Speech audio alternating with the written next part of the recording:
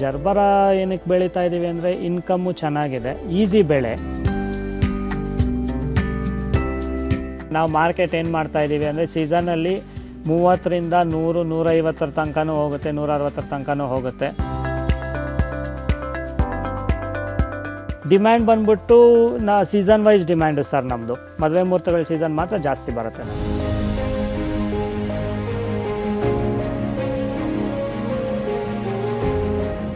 Daily harvesting ಮಾಡ್ತಾ ಇದ್ರೆ, daily ಮಾರ್ಕೆಟ್ಗೆ ಹೋಗ್ತಾ ಇದ್ರೆ 1 ಎಕರೆಗೆ ಪ್ರತಿ ವರ್ಷಕ್ಕೆ ಒಂದು 10ರಿಂದ 12 ಲಕ್ಷ ಉಳಿತಾಯ ಮಾಡ್ಬೋದಾಗುತ್ತೆ.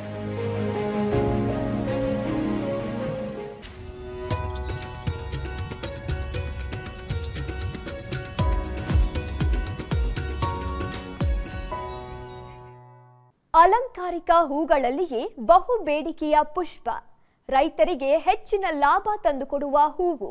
ಈ ಬೆಳೆಗೆ ಮಳೆ ನೀರೇ ಆಧಾರ. ಇದೇ ಜರ್ಬೇರಾ ಹೂವಿನ ಬೇಸಾಯ. ಕೃಷಿ ಖಜಾನೆಗೆ ಸ್ವಾಗತ. ನಾನು ಶ್ವೇತಾ.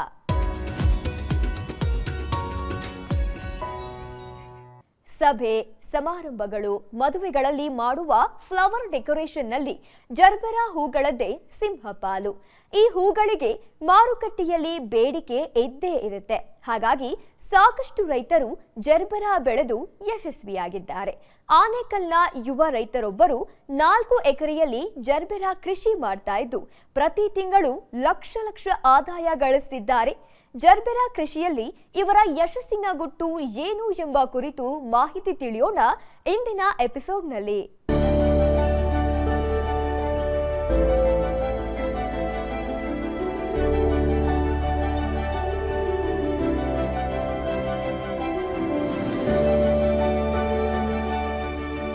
ಜರ್ಬೇರಾ ಹೂ ಫ್ಲವರ್ ಡೆಕೋರೇಷನ್ನಲ್ಲಿ ಈ ಹೂವಿಗೆ ರಾಜಾತಿಥ್ಯ.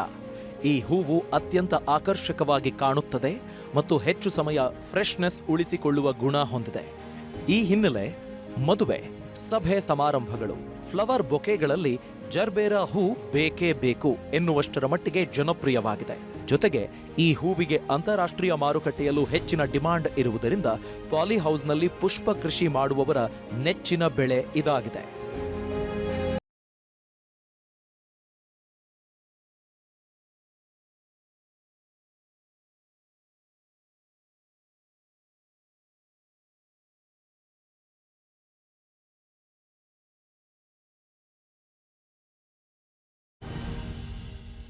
ಆನೇಕಲ್ ತಾಲೂಕಿನ ಇಂಡ್ಲವಾಡಿಯ ಯುವ ರೈತ ಸಾಗರ್ ಅವರು 4 ಎಕರೆಯಲ್ಲಿ ಪಾಲಿಹೌಸ್ ನಿರ್ಮಿಸಿ ಜರ್ಬೇರಾ ಹೂ ಬೆಳೆಯುತ್ತಿದ್ದಾರೆ. ಎಂಕಾಂ ಓದಿರುವ ಸಾಗರ್ ಅವರು ಕೆಲಸ ಹುಡುಕದೆ ತಮ್ಮ ತಂದೆ ಮಾಡುತ್ತಿದ್ದ ಜರ್ಬೇರಾ ಕೃಷಿಯನ್ನೇ ಮುಂದುವರಿಸಿಕೊಂಡು ಹೋಗುತ್ತಿದ್ದಾರೆ. ಇವರ ಕುಟುಂಬಸ್ಥರು 3/4 ಎಕರೆಯಲ್ಲಿ ಪಾಲಿಹೌಸ್ ಮಾಡಿ ಜರ್ಬೇರಾ ಕೃಷಿ ಆರಂಭಿಸಿದ್ರು. ಈಗ 3-4 ವರ್ಷದಿಂದ ಕೃಷಿಯ ಸಂಪೂರ್ಣ ಜವಾಬ್ದಾರಿ ಹೊತ್ತಿರುವ ಸಾಗರ್ ಪಾಲಿಹೌಸ್ ಅನ್ನ 4 ಎಕರೆಗೆ ವಿಸ್ತರಿಸಿದ್ದು ದೊಡ್ಡ ಪ್ರಮಾಣದಲ್ಲಿ ಜರ್ಬೇರಾ ಕೃಷಿ ಮಾಡುತ್ತಿದ್ದಾರೆ.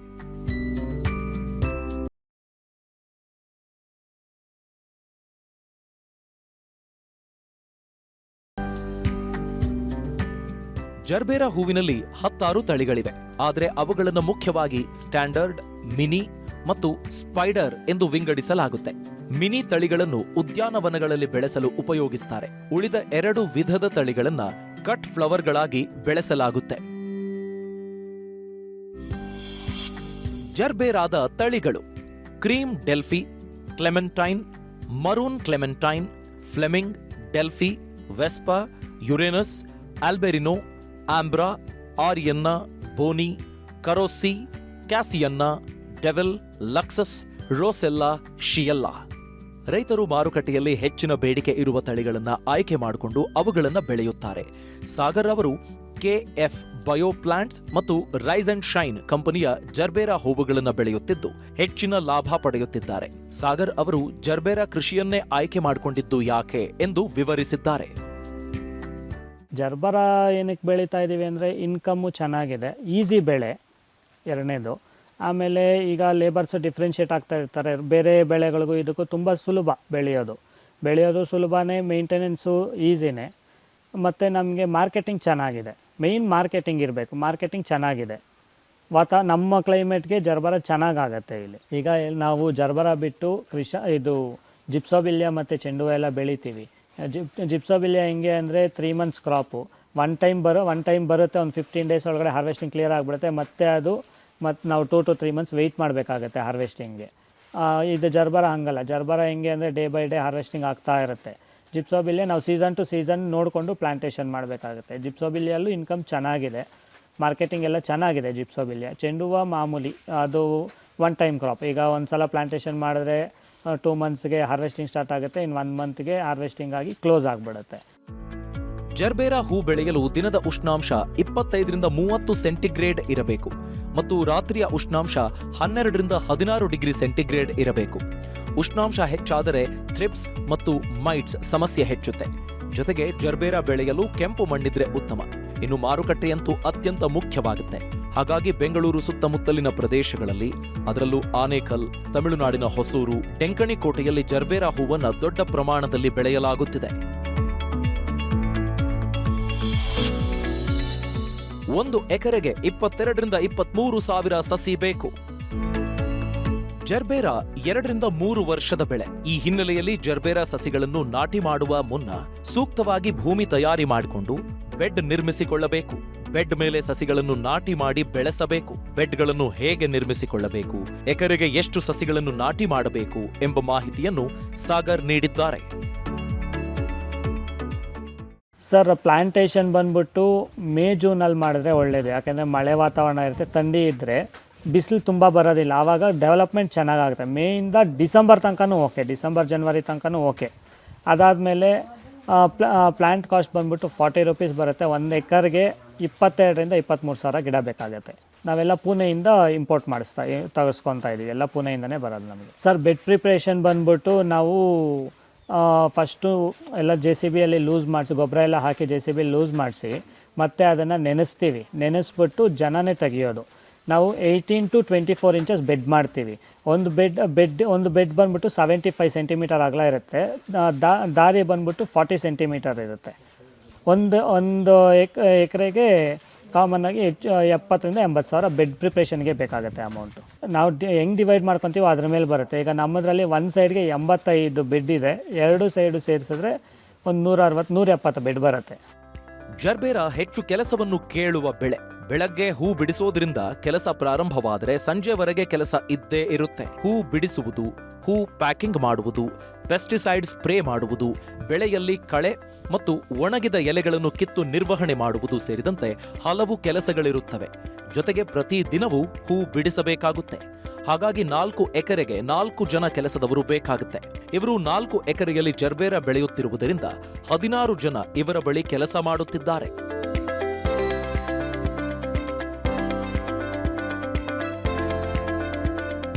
ಸರ್, ಕೆಲಸ ಅಂತ ಬಂದರೆ ಇದರಲ್ಲಿ ದಿನ ವರ್ಕ್ ಇರುತ್ತೆ. ಈಗ ಎಲೆ ಕೀಳೋದಿರ್ಬೋದು, ಪೆಸ್ಟಿಸೈಡ್ ಸ್ಪ್ರೇ ಮಾಡೋದಿರ್ಬೋದು, ಪ್ಯಾಕಿಂಗ್ ಇರ್ಬೋದು, ಎಲ್ಲ ಡೈಲಿ ವರ್ಕ್ ಇರುತ್ತೆ. 1 ಎಕರ್ಗೆ 4 ಮೆಂಬರ್ಸ್ ಆದರೆ ಸಾಕಾಗುತ್ತೆ. ಅಂದರೆ ಪಾಲಿಯೋಸ್ ಜಾಸ್ತಿ ಇದ್ದರೆ 4 ಮೆಂಬರ್ಸ್ ಆದರೆ ಸಾಕು. ಪಾಲಿಯೋಸ್ ಕಡಿಮೆ ಇದ್ದರೆ ಇನ್ನೊಂದು ಮೆಂಬರ್ ಎಕ್ಸ್ಟ್ರಾ ಬೇಕಾಗುತ್ತೆ. ಈಗ ನಾನು ಒಂದು 16 ಮೆಂಬರ್ಸ್ ಇಟ್ಕೊಂಡಿದ್ದೀನಿ 4 ಎಕರ್ಸ್ಗೆ, ಸಾಕಾಗುತ್ತೆ ನಮಗೆ. ಲೇಬರ್ಸ್ ಬಂದ್ಬಿಟ್ಟು ಈ ಒಣಗಿದ ಎಲೆ ಕೀಳೋದು, ಪೆಸ್ಟಿಸೈಡ್ ಸ್ಪ್ರೇ ಮಾಡೋದು, ಈಗ ತಿಪ್ಪೆ ಗೊಬ್ಬರ, ಹೊಂಗೆ ಹಿಂಡಿ ಗೊಬ್ಬರ ಎಲ್ಲ ಹಾಕಬೇಕಾಗತ್ತೆ. ಆಮೇಲೆ ಪ್ಯಾಕಿಂಗ್, ಫ್ಲವರ್ ಪ್ಯಾಕಿಂಗು, ಎಲ್ಲ ಕ್ಲೀನಿಂಗು ಎಲ್ಲ ಅವ್ರದ್ದೇ ಮೇಂಟೆನೆನ್ಸ್ ಇರುತ್ತೆ.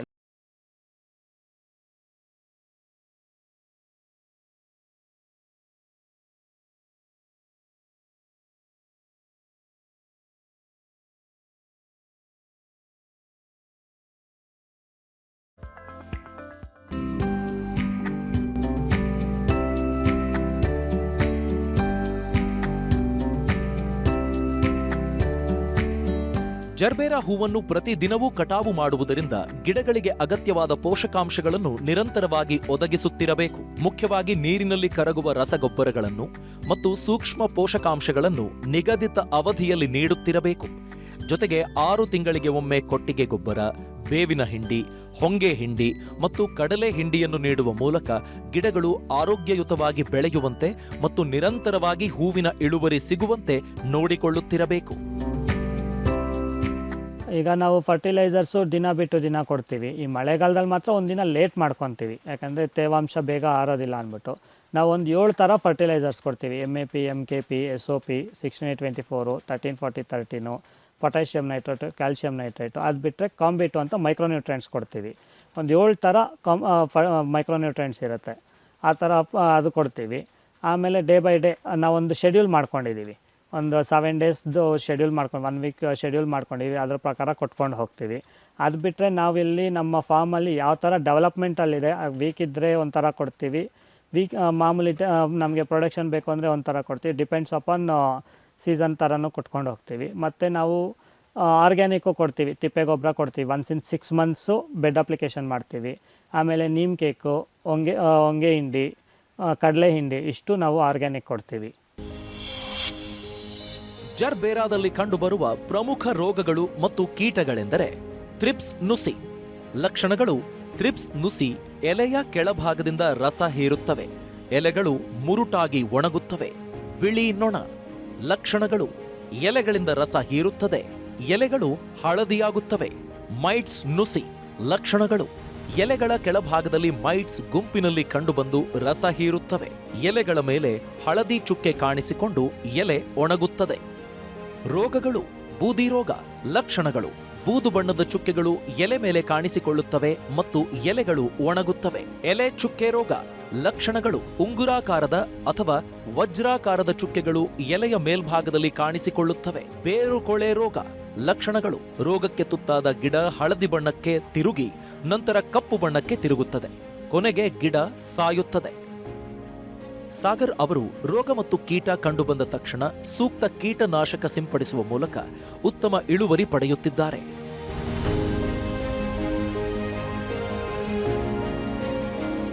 ಇದರಲ್ಲಿ ಟ್ರಿಪ್ಸು ಮೈಟ್ಸು ಜಾಸ್ತಿ, ಹುಳ ಕಡಿಮೆ, ಟ್ರಿಪ್ಸು ಮೈಟ್ಸು ಜಾಸ್ತಿ ಬರುತ್ತೆ. ಆಮೇಲೆ ಬೂದಿ ರೋಗ ಬರುತ್ತೆ, ಇವು 3 ಜಾಸ್ತಿ ಇದರಲ್ಲಿ. ಅದು ಬಿಟ್ಟರೆ ಗಿಡ ಕೊಳೆ ರೋಗ ಬರುತ್ತೆ. ಕೊಳೆ ರೋಗ ಅಂದರೆ ನಾವು ಕರೆಕ್ಟಾಗಿ ಮೇಂಟೆನೆನ್ಸ್ ಮಾಡಿದ್ರೆ ಏನೂ ಬರೋದಿಲ್ಲ ತುಂಬ. ಒಂದು 20%, ಒಂದು 10% ಇಯರ್ಲಿ ಮಾರ್ಟಾಲಿಟಿ ಪವರ್ ಇರುತ್ತೆ. ಮಾರ್ಟಾಲಿಟಿ ಅಂದರೆ ಗಿಡ ಸಾಯೋದು, ಒಂದು 10% ಮಾರ್ಟಾಲಿಟಿ ಇರುತ್ತೆ. ಅದನ್ನು ನಾವು ರಿಪ್ಲೇಸ್ಮೆಂಟ್ ಮಾಡಿಕೊಂಡ್ರೆ ಏನು ತೊಂದರೆ ಏನಿರೋದಿಲ್ಲ. ಮೇಯ್ನ್ ವಾತಾವರಣಕ್ಕೆ ತಕ್ಕನಂಗೆ ನಾವು ಪೆಸ್ಟಿಸೈಡ್ ಸ್ಪ್ರೇ ಮಾಡಿಕೊಂಡ್ರೆ ತೊಂದರೆ ಏನಿರೋದಿಲ್ಲ. ಇದರಲ್ಲಿ ಮೇಯ್ನು ಟ್ರಿಪ್ಸಿಗೆ ಮಾಡ್ತೀವಿ, ಆಮೇಲೆ ಮೈಟ್ಸಿಗೆ ಮಾಡ್ತೀವಿ. ಅದು ಬಿಟ್ಟರೆ ಬೂದಿ ರೋಗಕ್ಕೆ ಮಾಡ್ತೀವಿ. ಮೊದಲೆಲ್ಲ ಮಳೆ ನೀರನ್ನ ಹರಿದು ಹೋಗೋಕೆ ಬಿಡಲಾಗುತ್ತಿತ್ತು. ಆದರೆ ಇತ್ತೀಚೆಗೆ ರೈತರು ಮಳೆ ನೀರು ಸಂಗ್ರಹಣೆಗೆ ಹೆಚ್ಚಿನ ಒತ್ತು ನೀಡುತ್ತಿದ್ದು, ಪಾಲಿ ಹೌಸ್ ಮೇಲೆ ಬೀಳುವ ಮಳೆ ನೀರನ್ನು ಕೃಷಿ ಹೊಂಡದಲ್ಲಿ ಸಂಗ್ರಹಿಸುತ್ತಿದ್ದಾರೆ. ಸಾಗರ್ ಅವರೂ ಸಹ 25 ಮೀಟರ್ ಉದ್ದ, 20 ಮೀಟರ್ ಅಗಲ ಮತ್ತು 25 ಅಡಿ ಆಳದ ಕೃಷಿ ಹೊಂಡ ನಿರ್ಮಿಸಿದ್ದು ಅದರಲ್ಲಿ ಮಳೆ ನೀರು ಸಂಗ್ರಹಿಸುತ್ತಿದ್ದಾರೆ. ಅವರು ಜರ್ಬೇರಾಗೆ ಅಗತ್ಯವಿರುವ ಬಹುಪಾಲು ನೀರನ್ನು ಮಳೆ ನೀರಿನಿಂದಲೇ ಒದಗಿಸುತ್ತಿದ್ದಾರೆ. ಅತ್ಯಂತ ಕಡಿಮೆ ಪ್ರಮಾಣದಲ್ಲಿ ಬೋರ್ವೆಲ್ ನೀರು ಬಳಸುತ್ತಿದ್ದಾರೆ. ಬೋರ್ವೆಲ್ ನೀರಿಗೆ ಹೋಲಿಸಿದರೆ ಮಳೆ ನೀರನ್ನು ಜರ್ಬೇರಾಗೆ ನೀಡುವುದರಿಂದ ಉತ್ತಮ ಇಳುವರಿ ಪಡೆಯಬಹುದು ಮತ್ತು ನೀರಿನ ಸಮಸ್ಯೆಗೆ ಪರಿಹಾರ ಕಂಡುಕೊಳ್ಳಬಹುದು ಎಂಬುದು ಸಾಗರ್ ಅವರ ಅಭಿಪ್ರಾಯ. ಸರ್, ಈಗ ನಾವು ಕಂಪ್ಲೀಟ್ ನಮ್ಮ ಪಾಲಿ ಹೌಸ್ 2 ಎಕರೆ ಒಂದು ಫ್ಲ್ಯಾಟ್ ಇದೆ, ಇನ್ನೊಂದು ಹತ್ರ 1 ಎಕರೆ ಒಂದಿದೆ, ಇನ್ನೊಂದು ಹತ್ರ 3/4 ಎಕರೆ ಇದೆ. ಕಂಪ್ಲೀಟ್ 3 ಹತ್ರನೂ ನಾವು ರೈನ್ ವಾಟರ್ ಹಾರ್ವೆಸ್ಟಿಂಗ್ ಮಾಡ್ಕೊಂಡಿದ್ದೀವಿ. ನಾವು 80% ರೈನ್ ವಾಟರ್ ಹಾರ್ವೆಸ್ಟಿಂಗ್ಗೆ ಡಿಪೆಂಡ್ ಆಗ್ತೀವಿ. ಈಗ ನಮ್ಮದು 2 ಎಕರೆದು ಏನಿದೆ ಅದಕ್ಕೆ ನಾವು ಒಂದು 25x25 ಇನ್ ಮೀಟರ್ಸು ಡೆಪ್ತ್ ಬಂದ್ಬಿಟ್ಟು 25 ಫೀಟ್ ಮಾಡ್ಕೊಂಡಿದ್ದೀವಿ. ನಮಗೆ ಹೆಚ್ಚು ಕಡಿಮೆ ಒಂದು 3 ತಿಂಗಳು ಮಳೆ ಬಂದಿಲ್ಲ ಅಂದರೂ 3 ತಿಂಗಳು ಮೇಂಟೆನೆನ್ಸ್ ಆಗುತ್ತೆ ವಾಟರು. ಈ ರೈನ್ ವಾಟರ್ ಹಾರ್ವೆಸ್ಟಿಂಗ್ ಏನಕ್ಕೆ ಉಪಯೋಗ ಮಾಡ್ತೀವಿ ಅಂದರೆ ನಮಗೆ ಗಿಡಗಳಿಗೆ ತುಂಬ ಒಳ್ಳೆಯದು, ಪೆಸ್ಟಿಸೈಡ್ಸ್ಗೂ ಅಷ್ಟೇ, ಪ್ರತಿಯೊಂದಕ್ಕೂ ಅಷ್ಟೇ ತುಂಬ ಒಳ್ಳೆಯದು. ECPH ಬ್ಯಾಲೆನ್ಸಿಂಗ್ ನಮ್ಮ ರೈನ್ ವಾಟ್ರಿಂದನೇ ಆಗೋದು. ಯಾಕೆಂದರೆ ಈಗ ಬೋರ್ವೆಲ್ ಬಂದ್ಬಿಟ್ಟು 1000 to 1400 ಫೀಟ್ ಹೊರಟೋಗಿದೆ. ಅದರಲ್ಲಿ ವಾಟ್ರು ಕ್ವಾಲಿಟಿ ಅಷ್ಟೊಂದು ಚೆನ್ನಾಗಿರೋದಿಲ್ಲ. ಆಲ್ಕಲೈನ್ ವಾಟರ್ಸು, ಈ ಸಾಲ್ಟ್ ವಾಟರ್ಸು ಜಾಸ್ತಿ ಆಗಿದೆ. ಸೊ ನಮಗೆ ರೈನ್ ವಾಟರ್ ಹಾರ್ವೆಸ್ಟಿಂಗ್ ಇದ್ದರೆ ಒಳ್ಳೆಯದು, ಮಾಡಿಕೊಂಡ್ರು ಒಳ್ಳೆಯದು. ಸ್ವಲ್ಪ ಖರ್ಚು ಕಡಿಮೆ ಆಗುತ್ತೆ ಬೋರ್ವೆಲ್ಗೆ.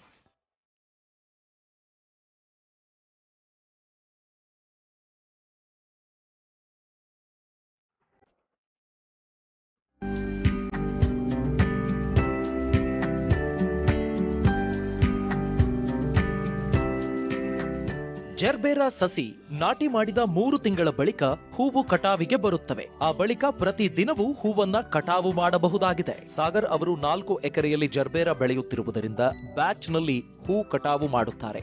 ಹಾಗಾಗಿ ಅವರು ದಿನ ಬಿಟ್ಟು ದಿನ ಹೂ ಕಟಾವು ಮಾಡುತ್ತಾರೆ. ಒಂದು ಎಕರೆಯಲ್ಲಿ ಪ್ರತಿ ಕಟಾವಿಗೆ 7,000ದಿಂದ 8,000 ಹೂಗಳು ಸಿಗುತ್ತವೆ. ಮೊದಲ 3 ವರ್ಷದವರೆಗೆ ಗುಣಮಟ್ಟದ ಹೂವುಗಳು ಸಿಗುತ್ತವೆ. 3 ವರ್ಷದ ಬಳಿಕ ಹೂವಿನ ಗುಣಮಟ್ಟದಲ್ಲೂ ಕುಂಠಿತವಾಗುತ್ತೆ ಮತ್ತು ಹೂವಿನ ಇಳುವರಿಯೂ ಕಡಿಮೆಯಾಗುತ್ತೆ. ಹೂ ಕಟಾವು ಮಾಡಿದ ಬಳಿಕ ಪ್ರತಿಯೊಂದು ಹೂವಿಗೂ ಪ್ಲಾಸ್ಟಿಕ್ ಕವರ್ ಹಾಕಿ ಆ ಬಳಿಕ 10 ಹೂವುಗಳ ಬಂಡಲ್ ಮಾಡಿ ಅದನ್ನು ಪೇಪರ್ನಲ್ಲಿ ಸುತ್ತಿ ಮಾರುಕಟ್ಟೆಗೆ ತಲುಪಿಸಲಾಗುತ್ತೆ.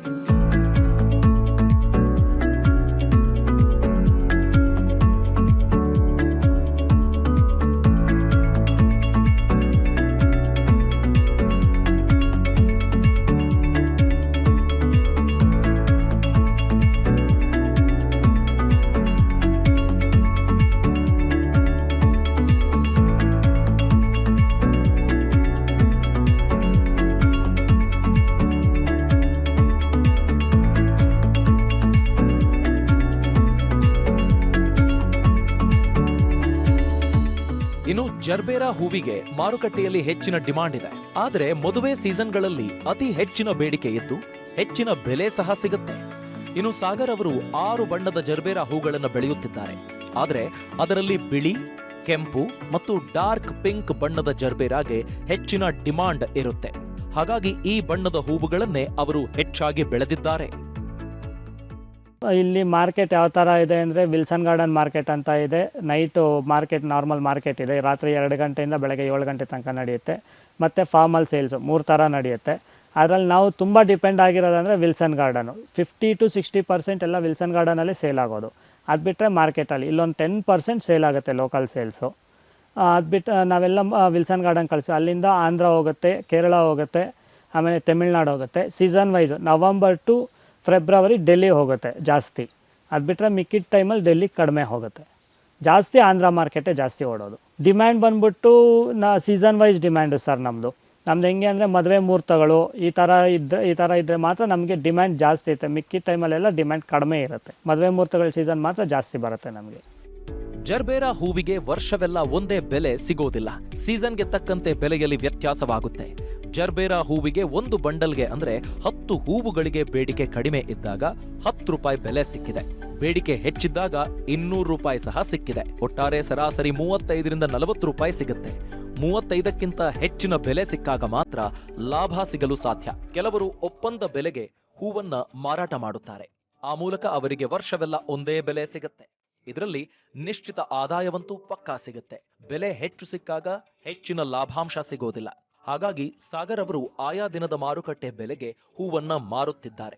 ಕೆಲವೊಮ್ಮೆ ಹೂವಿಗೆ ಡಿಮಾಂಡ್ ಇಲ್ಲದಿದ್ದಾಗ ಹೂವು ಕಟಾವು ಮಾಡಿ ಪ್ಯಾಕ್ ಮಾಡುವ ಖರ್ಚು ಸಹ ಸಿಗುವುದಿಲ್ಲ. ಆ ಸಮಯದಲ್ಲಿ ನಷ್ಟವಾಗುತ್ತೆ ಅಂತಾರೆ ಸಾಗರ್.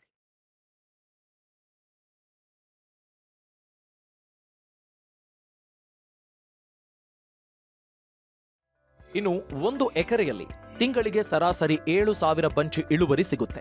ಒಂದು ಬಂಚ್ಗೆ 30 ರೂಪಾಯಿನಂತೆ ಸರಾಸರಿ ಬೆಲೆ ಲೆಕ್ಕ ಹಾಕಿದ್ರು ಸುಮಾರು 2 ಲಕ್ಷ ರೂಪಾಯಿ ಆದಾಯ ಬರುತ್ತೆ. ಕೆಲಸಗಾರರು ಮತ್ತು ಗೊಬ್ಬರ, ಸ್ಪ್ರೇ ಹಾಗೂ ಇತರೆ ಖರ್ಚುಗಳು ಸೇರಿ ಒಟ್ಟು 70ರಿಂದ 80 ಸಾವಿರ ರೂಪಾಯಿ ಖರ್ಚು ಬರುತ್ತೆ. ಈ ಲೆಕ್ಕದಲ್ಲಿ ನೋಡೋದಾದ್ರೆ ತಿಂಗಳಿಗೆ 1 ಲಕ್ಷದಿಂದ 1,20,000 ಸಾವಿರ ರೂಪಾಯಿವರೆಗೆ ಸಿಗುತ್ತೆ.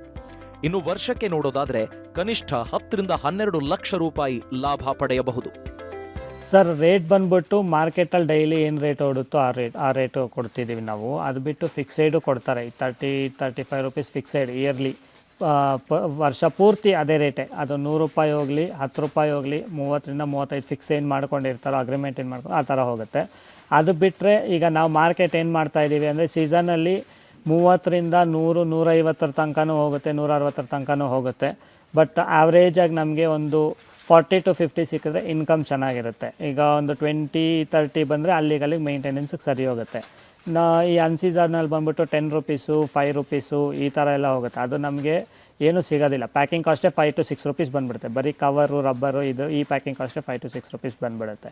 ನಮಗೆ ಮಿನಿಮಮ್ 30 ರುಪೀಸ್ ಹೋದರೆ ಒಂದು ಆವ್ರೇಜಾಗಿ ವರ್ಷ ಪೂರ್ತಿ ನಾವು ಅದನ್ನು ಆವ್ರೇಜ್ ಮಾಡಬೇಕಾಗುತ್ತೆ. ಯಾಕಂದರೆ ಸೀಸನ್ ಎಲ್ಲ ಇರುತ್ತೆ ಅಲ್ವಾ.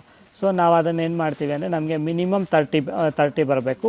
ಒಂದು 40-50 ಹೋದರೆ ನಮಗೆ ವರ್ಷಕ್ಕೆ 10ರಿಂದ 12 ಲಕ್ಷ ಉಳಿತಾಯ ಮಾಡ್ಬೋದಾಗುತ್ತೆ. ಏರಿಯಾ ಜಾಸ್ತಿ ಇದ್ದಷ್ಟು ನಮಗೆ ಒಳ್ಳೆಯದು. ಡೈಲಿ ಮಾರ್ಕೆಟಿಂಗ್ ಮಾಡ್ಬೋದಾಗುತ್ತೆ. ಈಗ ನಾವು ಡೈಲಿ ಹಾರ್ವೆಸ್ಟಿಂಗ್ ಮಾಡ್ತಾಯಿದ್ರೆ ಡೈಲಿ ಮಾರ್ಕೆಟ್ಗೆ ಹೋಗ್ತಾಯಿದ್ರೆ 1 ಎಕರೆಗೆ ಪ್ರತಿ ವರ್ಷಕ್ಕೆ ಒಂದು 10ರಿಂದ 12 ಲಕ್ಷ ಉಳಿತಾಯ ಮಾಡ್ಬೋದಾಗುತ್ತೆ. ಏರಿಯಾ ಜಾಸ್ತಿ ಇದ್ದಷ್ಟು. ಏರಿಯಾ ಕಡಿಮೆ ಇದ್ದಷ್ಟು ನಮಗೆ ಎಕ್ಸ್ಪೆನ್ಸು ಜಾಸ್ತಿ ಬರುತ್ತೆ. ಜರ್ಬೇರಾ ಕೃಷಿ ಮಾಡೋದಾದ್ರೆ ಬ್ಯಾಂಕ್ನಿಂದ 75ರಿಂದ 80% ಲೋನ್ ಕೊಡ್ತಾರೆ. 20% ಕೈಯಿಂದ ಬಂಡವಾಳ ಹಾಕಬೇಕು.